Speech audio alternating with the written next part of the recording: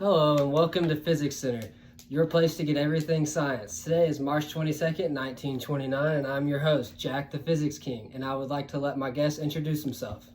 Hello, my name is Edwin Powell Hubble. I'm from Marshfield, Missouri. I'm here today to tell you about my discovery that the redshift of galaxies is diametrically proportional to the distance of the galaxy from Earth. Well, thank you for being here, Mr. Hubble. So to get started with our interview, why don't you tell me more about the project and the aspect of what you guys were trying to do or find? I'd love to, Jack. So in 1924, I started this venture of mine after discovering that the Andromeda Nebula, which in its own contained a variable star, was more than 900,000 light years away. This came as a shock to not only me and my colleagues, but to the physics community as a whole.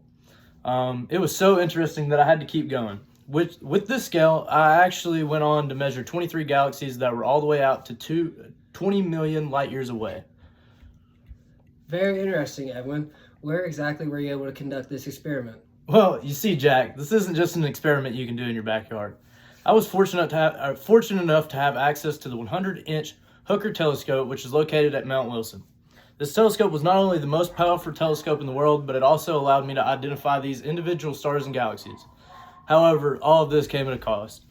It was after evaluating my data that I realized that there had been a huge calibration error with the system. Nevertheless, I will quote out of my paper directly here, and that is, for such scanty material so poorly distributed, the results are definite.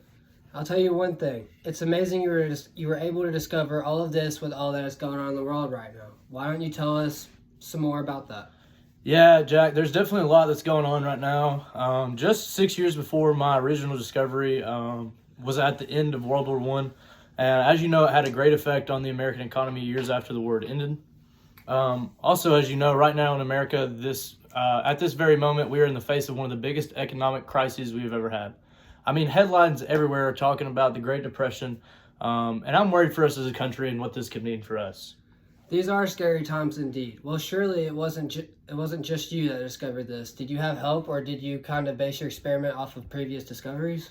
Yeah, there were definitely some predecessors before me that helped to start my experiment in the right direction. For example, Henrietta Leavitt's period luminosity scale played an integral part in my intricate part in my work, sorry.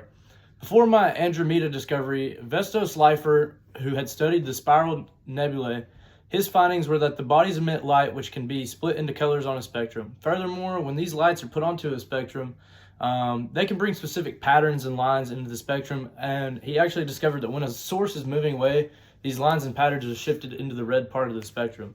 This discovery alone played a big part in my redshift expansion theory. Were you the main person behind this experiment? What was your role, Mr. Hubble? Well, you see, like I said, I had a lot of predecessors before me. However, when it came to my experiment that I'm talking to you about now, I was the main person behind the experiment. This is all great news. What could this mean for the physics community? What kind of impacts could this make for the physics decades after us? It's really exciting work, Jack. I've not only been able to measure distances of galaxies far away from us, but I've also been able to prove that without a doubt, most of these galaxies are receding away from us.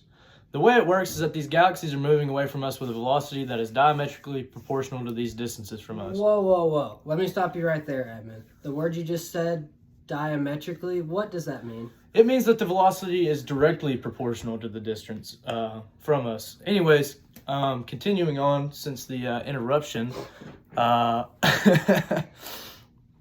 slope of relation between the two is something that I'm actually the most excited about.